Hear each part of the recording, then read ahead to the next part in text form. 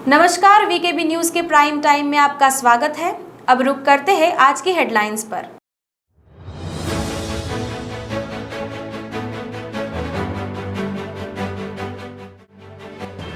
मामूली विवाद में जान से मारने की कोशिश, सीताबर्डी पुलिस स्टेशन के तहत मामला।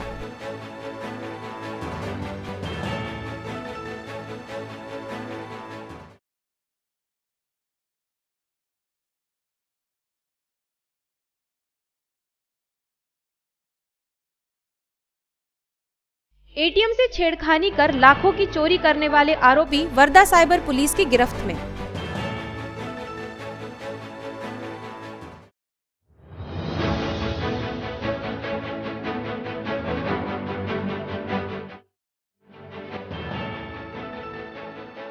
और ओबीसी आरक्षण के मुद्दे पर भारतीय जनता पार्टी ओबीसी मोर्चा का संविधान चौक पर प्रदर्शन।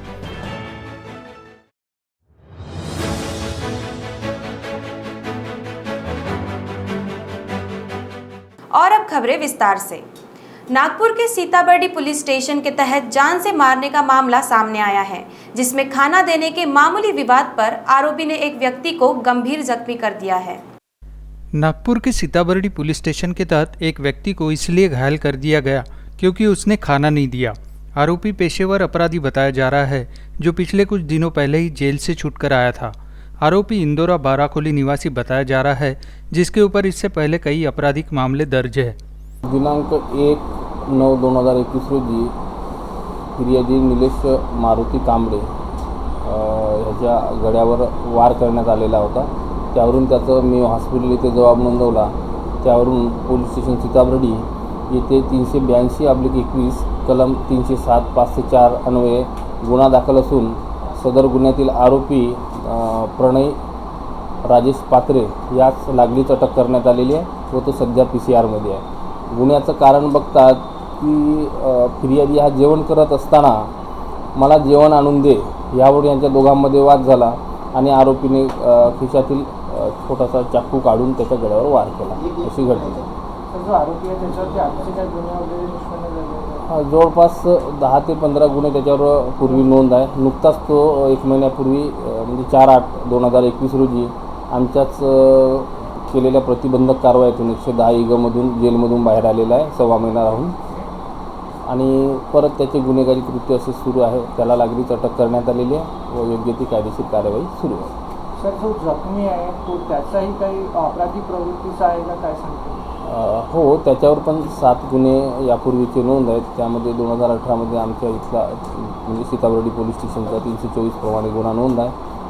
आरोपी आणि फिर्यादी, आरोपी हा जरीपटका हद्दीतील इंदोरा बाराखोली चौकात राहतो आणि फिर्यादी हा रामबाग इमामवाडा परिसरात राहणार आहे। आरोपी आणि फिर्यादी यामध्ये काही जवळीक संबंध वगैरे काही सांगता येईल? त्या दृष्टीनं तपास सुरू आहे, परंतु आरोपी आणि फिर्यादी हे मिळूनच शक्यतो राहतात अशी आम्हाला आजूबाजूला विचारपूस केली असता माहिती मिळालेली आहे। सर, आरोपीचे नाव काय? आरोपीचे नाव प्रणय राजेश पात्रे, वय 28 वर्ष, राहणार इंदोरा बाराखोली, नागपूर। उत्तर प्रदेश के महोबा जिले से एटीएम में छेड़छाड़ करने वाले आरोपी को पकड़ने में वर्धा साइबर सेल पुलिस को कामयाबी हासिल हुई है। आरोपियों ने एटीएम से 4,54,000 रुपए चुराए थे। वो पिछले कुछ दिनों से फरार बताए जा रहे थे। वर्धा जिले के हिंगन घाट में 30 अगस्त को विवेक सिंह नामक फरियादी ने शिकायत की थी कि 2 आरोपियों ने SBI बैंक के एटीएम से छेड़छाड़ कर 4,54,000 रुपये लूट लिए हैं, जिसकी शिकायत पुलिस स्टेशन में दर्ज की गई, जिस पर तकनीक का सहारा लेते हुए वर्धा साइबर सेल ने उत्तर प्रदेश के महोबा जिले से आरोपियों को धर दबोचा। दोनों आरोपियों ने अलग अलग करीब 40 बैंकों के एटीएम से छेड़खानी कर रुपए चुराने की बात सामने आई है, जिनसे कुल 5,92,000 रुपए का माल वर्धा साइबर सेल ने बरामद किया है। नागपुर के आनंद टॉकीज सीताबर्डी के पास रेलवे लाइन पर संतुलित कैंटिलीवर काम पूर्णता की ओर अग्रसर है। अब केवल दोनों सिरे का काम बचा है और उन्हें पूरा करने के लिए रेलवे ब्लॉक की आवश्यकता नहीं है। कैंटिलीवर सीताबर्डी और कॉटन मार्केट स्टेशनों के बीच नागपुर मेट्रो के रीच 4 सीताबर्डी से प्रजापति नगर का हिस्सा है। नागपुर रेलवे जंक्शन देश के सबसे व्यस्त रेलवे स्टेशनों में से एक है। इस तथ्य को देखते हुए रेलवे पटरियों पर मेट्रो पुल का काम महामेट्रो के लिए चुनौतीपूर्ण कार्य रहा है। हालांकि समय सीमा के भीतर काम पूरा करने के लिए पूरी तैयारी और प्रतिबद्धता के साथ महामेट्रो ने क्रॉसिंग के लिए अच्छा उपाय तैयार किया। रेलवे अधिकारियों, सलाहकारों और विशेषज्ञों के साथ विस्तृत चर्चा के बाद और साइट निरीक्षण और सर्वेक्षण करने के बाद निर्माण, सुरक्षा के साथ साथ लागत के मामले में एक संतुलित कैंटिलीवर पुल बनाने का निर्णय लिया गया। बैलेंस कैंटिलीवर ब्रिज को cantilever construction bridge CLC bridge के नाम से भी जाना जाता है। इस पद्धति के पीछे मूल सिद्धांत खंड को एक वैकल्पिक तरीके से ब्रैकेट द्वारा समर्थित ब्रैकेट के विपरीत छोर पर संलग्न किया जाता है। फार्म ट्रैवलर का उपयोग करके सेगमेंट कास्ट किए जाते हैं। आनंद टॉकीज के पास कैंटिलीवर की लंबाई 231.2 मीटर है। निर्माण कार्य मध्य रेलवे की मंजूर योजना के अनुसार रेलवे ब्लॉक के दौरान घंटों के दौरान किया गया था, जब ट्रेन की आवाजाही प्रतिबंधित थी। आमतौर पर भारतीय रेलवे द्वारा रेलवे ब्लॉक अधिकतम 3 घंटे की अवधि के होते हैं। ब्लॉक आमतौर पर रात के दौरान दिए जाते हैं, जब ट्रेन की आवाजाही की संख्या कम होती है। महामेट्रो ने अब तक रेलवे यातायात में बिना किसी बाधा के लगभग 90% सिविल कार्य पूरा किया है। कैंटिलीवर का निर्माण अक्टूबर 2019 में शुरू किया गया था। महामेट्रो ने कोविड-19 महामारी को देखते हुए सभी सावधानियां बरतते हुए निर्धारित समय के अनुसार काम पूरा करेगी। तो वक्त हो गया एक छोटे से ब्रेक का, मिलते हैं एक ब्रेक के बाद। बाय। सब जानना चाहते हैं मेरा फेवरेट कलर, मेरा फेवरेट डेस्टिनेशन, मेरी फेवरेट डिश, पर कोई ये नहीं पूछता कि फेवरेट डिश मैं बनाती कैसे हूँ। अरे यार, जिसे टेस्टी खाना पसंद है वो अच्छे टेस्ट तक पहुँच ही जाता है। सुरुचि मसाले, खाने में हो रुचि तो घर लाइए सुरुचि। अपने सपनों की उड़ान भरने की इच्छा तो हर किसी की होती है, पर पंख भी तो मजबूत होने चाहिए जो देता है flywheel aviation academy. Flywheel aviation academy एक ऐसा इंस्टीट्यूट है जहां पर एयरलाइंस एंड एयरपोर्ट हॉस्पिटैलिटी और टूरिज्म मैनेजमेंट, साथ ही यहां campus interview, guidance by industry expert, practical training at airport, expert faculty, personal grooming जैसे कई सारे बेनिफिट्स आप पा सकते हैं। Flywheel aviation academy, 1 degree 3 job opportunities. Flywheel aviation academy gives you a degree or diploma with a job. Flywheel Aviation Academy, 365 Gandhinagar, LAD College Square, beside Karnataka bank, Nagpur. Break के बाद आपका स्वागत है। नागपुर में शुक्रवार को भारतीय जनता पार्टी ओबीसी मोर्चा द्वारा ओबीसी आरक्षण की मांग को लेकर प्रदर्शन किया गया। संविधान चौक पर प्रदर्शन करते हुए भाजपा ओबीसी मोर्चा ने ओबीसी आरक्षण के रद्द होने का दोष राज्य सरकार को दिया, जहां राज्य सरकार के विरोध में विरोध प्रदर्शन किया गया। ठाकरे यांना विनंती करतो की त्यांनी आपले इथे मार्गदर्शन करावं।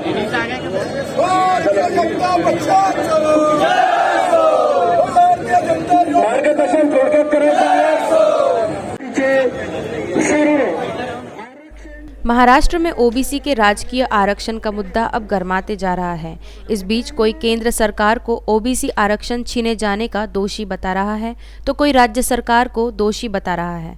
इसी कड़ी में शुक्रवार को नागपुर के संविधान चौक पर भारतीय जनता पार्टी के ओबीसी मोर्चा द्वारा राज्य सरकार के विरोध में प्रदर्शन किया गया। भारतीय जनता पार्टी एक पे बसा पक्ष आहे, ज्यांचे आज तुम्ही पाहाल तर 27%पेक्षा जास्त नगरसेवक।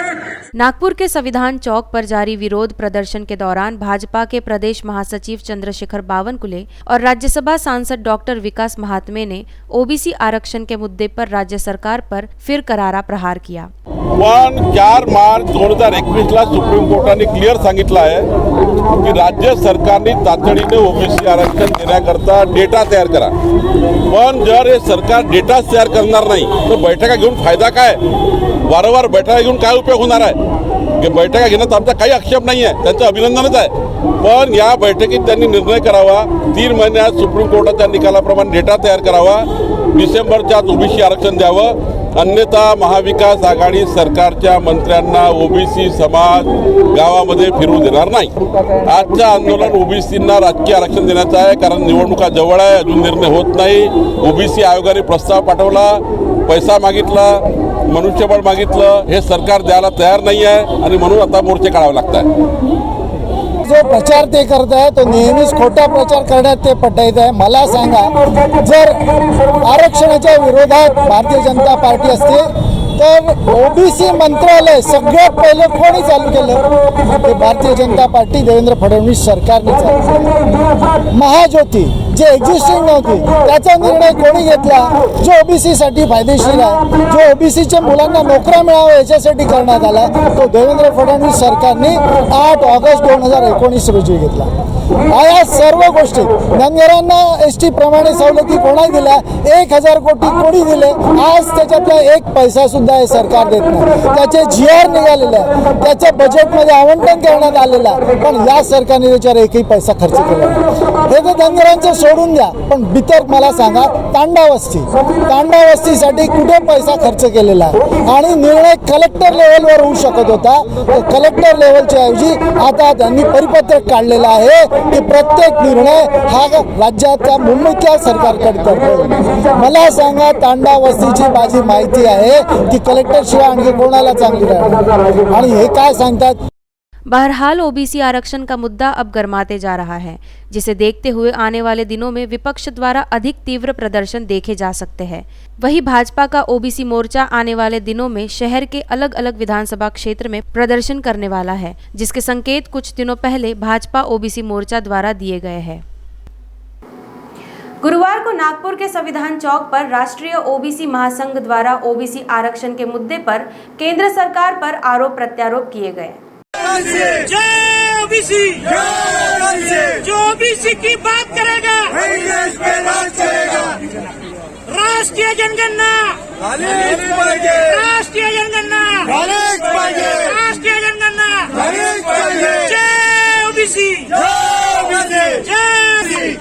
नागपुर के संविधान चौक पर एक तरफ भारतीय जनता पार्टी ओबीसी मोर्चा का प्रदर्शन था, तो दूसरी ओर राष्ट्रीय ओबीसी महासंघ के बैनर तले केंद्र सरकार के खिलाफ प्रदर्शन किया गया। इस दौरान राष्ट्रीय ओबीसी महासंघ द्वारा ओबीसी आरक्षण के स्थगिति के लिए केंद्र सरकार को जिम्मेदार ठहराते हुए जल्द से जल्द आरक्षण देने की मांग राष्ट्रीय ओबीसी महासंघ द्वारा की गई है। आज हम यहाँ पर राष्ट्रीय ओबीसी महासंघ की ओर से या पूरे युवा साथी युवा महासंघ की ओर से ये केंद्र सरकार के बारे में हमारा थोड़ा सा निषेध का कार्यक्रम है। यानी जो मांगनी है हमारी, ये आज नागपुर शहर के संविधान चौक में डॉक्टर बाबा साहेब आम्बेडकर ने जो संविधान दिया, वो संविधान के माध्यम से हमको जो कुछ मिलना चाहिए था वो अभी तक हमारे को कुछ मिला नहीं। उसके उपलक्ष्य में आज केंद्र सरकार की ओर मैं राष्ट्रीय ओबीसी सुभाष घाटे युवा राष्ट्रीय अध्यक्ष होने के नाते मैं मेरे यहाँ पे 3 मांगनी मेरे रख रहा हूँ। ये मांगे जो है, ये पहली हमारी मांग है कि पूरे देश में जाति न्याय जनगणना होनी चाहिए। दूसरी मेरी जो राय है कि यह सुप्रीम कोर्ट ने जो 50% आरक्षण यहाँ पर किया है, उसके वजह से ये अपना राजकीय आरक्षण गया है। 50% के अंदर ही राजकीय आरक्षण होना चाहिए। इसके बारे में कलम 243 के अंदर में टी और डी के अनुच्छेद 6 के अनुसार इसके अंदर में केंद्र सरकार ने एक प्रस्ताव पारित करना चाहिए, कानून बनाना चाहिए। ये कानून अगर बनता है तो जितनी ओबीसी की संख्या होगी वो ओबीसी की संख्या के हिसाब से आरक्षण सबको मिलना चाहिए।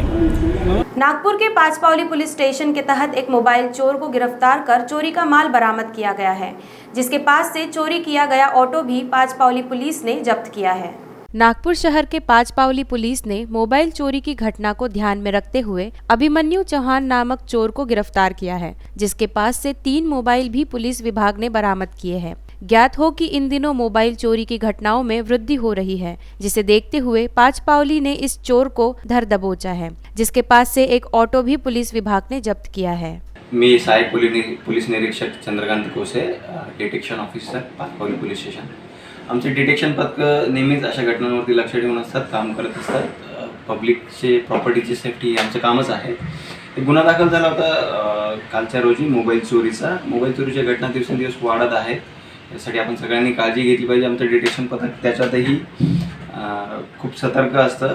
आमचं मोबाईल चोरीवरती आमच्या डिटेक्शन पथकाचं विशेष लक्ष असतं। माझं एक डिटेक्शनचं पथक आहे विजय यादव आणि त्यांचं पूर्ण पथक आहे। त्यांना मी कामगिरी सोपवली होती आणि त्यांनी अत्यंत कुशलतेने त्यांचं सगळं नेटवर्क वापरून अभिमन्यू चव्हाण या मोबाईल चोराला पकडलेलं आहे। त्याच्याकडून 3 मोबाईल अँड्रॉइड कंपनीचे अँड्रॉइड सिस्टम असलेले 3 मोबाईल आणि एक ॲटो रिक्षा रिकवर केलेला आहे. असं त्याचा PCR आहे, अजून त्याच्याकडनं रिकव्हरी येणं अपेक्षित आहे. त्याचा रेकॉर्ड आम्ही चेक करतो आहोत. माझं डिटेक्शन टीम त्याच्यावरच काम करत आहे. अजून तो गुन्हा तपासावर आहे, त्यामुळे आता इतके लवकर काही रिव्हील करणं शक्य होणार नाही. आम्ही नेहमी हेच सांगतो की सावध राहा, सतर्क राहा. आपली जी प्रॉपर्टी आहे मोबाईल, मी मागच्याही एका इंटरव्ह्यूमध्ये सांगितलं होतं की हा आपला पॅरल डेटाबेस आहे, म्हणजे पॅरल लाईफ आहे हे नागरिकांचा. याच्यात सगळं आपला प्रायव्हेट डेटाबेस असतो. मग घरचे, फॅमिलीचे फोटो असतील, फायनान्शियल डिटेल असतील, ते चोरी जाऊन त्याचा तुमच्याच विरोधात वापर होण्याची शक्यता असते किंवा एखाद्या गंभीर गुन्ह्यात वापर होण्याची शक्यता असते. आणि तो वापर झाल्यानंतर तुमच्याकडे काही रेकॉर्ड नसलं तर मग तुम्हाला त्रास वाढतो. त्यामुळे आपले हे सगळे गॅजेट्स आपण कृपया काळजीपूर्वक आणि जपून वापरावे. आरएसएस की राष्ट्रीय समन्वय बैठक 3 और 4 सितंबर को डॉक्टर हेडगेवार मंदिर भवन रेशिम बाग में होने जा रही है। इस बैठक में भाजपा सहित संघ से जुड़े सभी संगठनों के पदाधिकारी शामिल होंगे। संघ के एक पदाधिकारी ने बताया कि बैठक में संघ से जुड़े सभी प्रमुख संगठनों के पदाधिकारी अपने अपने कार्यों का ब्यौरा पेश करेंगे। इस बैठक को महत्वपूर्ण बताया जा रहा है। आरएसएस की राष्ट्रीय समन्वय बैठक हर वर्ष सितंबर महीने में होती थी। पिछले वर्ष कोरोना महामारी के कारण केवल छोटी बैठक ही हो पाई थी। इस वर्ष की बैठक इसलिए भी अधिक महत्वपूर्ण है। इसमें सभी संगठन सामाजिक कार्यों में योगदान की जानकारी देंगे और कार्यों को गति देने के लिए सुझाव का आदान प्रदान भी होगा। बैठक में सरसंघ चालक डॉक्टर मोहन भागवत, सरकार्यवाह दत्तात्रेय होसबोले भी शामिल होंगे। समन्वय बैठक में संघ से जुड़े 36 संगठनों के प्रमुख पदाधिकारी शामिल होते हैं। संभावना यह भी है कि कुछ संगठन केंद्र सरकार व भाजपा की कार्यशैली को लेकर असंतोष भी व्यक्त करें। राजनीतिक मामलों पर भी खुलकर चर्चा होने की संभावना है। दिल्ली में चल रहे किसान आंदोलन को लेकर हाल ही में संघ से जुड़े भारतीय किसान संघ के पदाधिकारियों ने नागपुर स्थित संघ मुख्यालय में ही प्रेस परिषद लेकर केंद्र सरकार के रवैये पर अपना विरोध जताया था। भारतीय मजदूर संघ सरकारी कंपनियों के निजीकरण की नीति पर भी सवाल उठा सकता है। विहिप, ABVP, विद्या भारती सहित अन्य संगठनों के पदाधिकारी भी बैठक में शामिल होंगे। जानकारी के अनुसार भाजपा की ओर से संगठन सचिव BL संतोष ब्यौरा रखेंगे। राष्ट्रीय अध्यक्ष JP नड्डा के भी आने की संभावना है।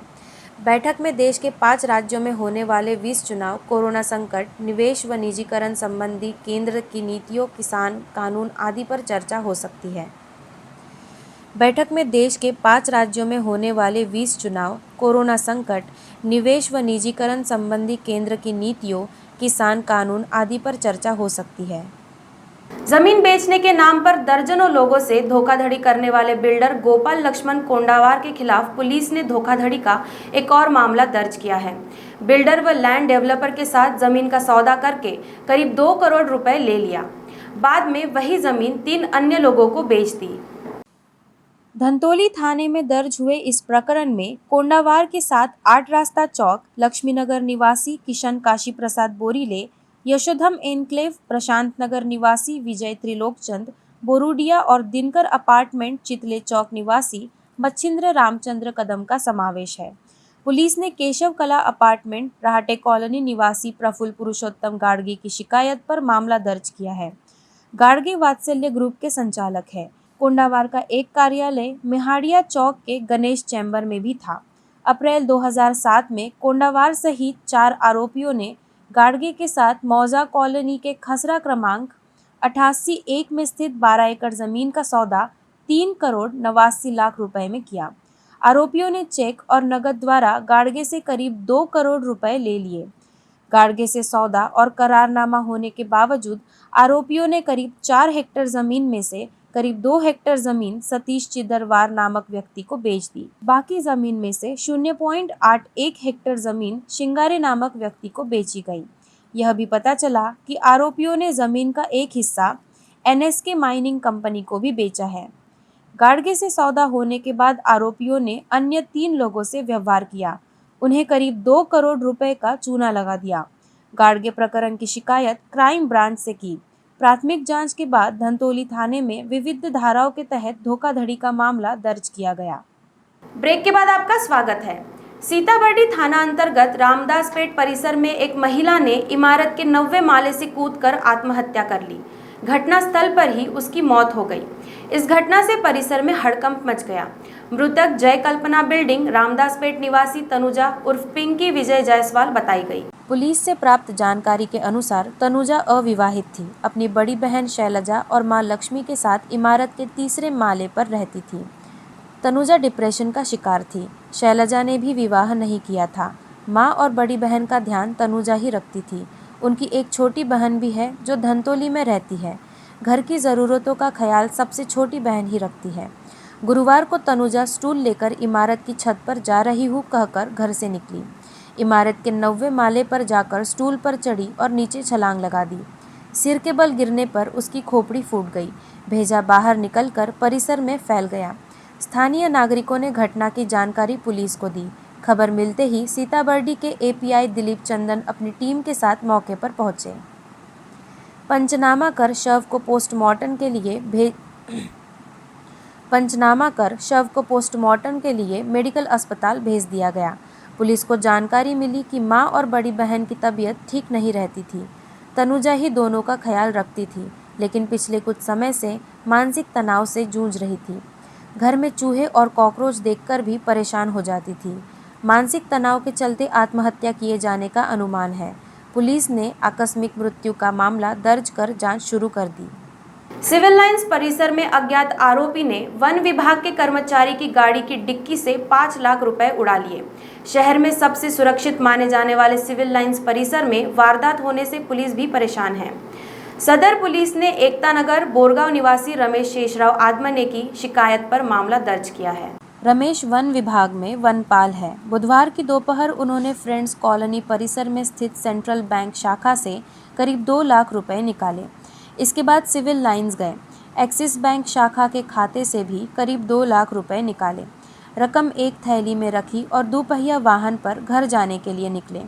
जापानी गार्डन के पास लघुशंका के लिए रुके। इसी दौरान उन्हें एक दोस्त का फ़ोन आया। उसने रमेश को सिविल लाइंस की प्रशासकीय इमारत क्रमांक 2 के पास मिलने बुलाया। चाय की टपरी के सामने उन्होंने गाड़ी पार्क की, चाय का ऑर्डर दिया और वापस गाड़ी के पास आकर खड़े हो गए। इसी दौरान उन्होंने डिक्की खोलकर देखा तो रकम गायब थी। किसी आरोपी ने 5 लाख रुपए नकद पर हाथ साफ कर दिया था। घटना की जानकारी पुलिस को दी। सदर पुलिस मौके पर पहुंची। पुलिस ने मामला दर्ज किया। परिसर में लगे सीसीटीवी कैमरों की फुटेज खंगाली जा रही है। पुलिस को संदेह है कि बैंक से ही आरोपी रमेश का पीछा कर रहा था और सही मौके का इंतजार कर रहा था। तो वीकेबी न्यूज़ के प्राइम टाइम में अब तक के लिए इतना ही। आपसे फिर मुलाकात होगी, तब तक देखते रहिए वीकेबी न्यूज़। नमस्कार।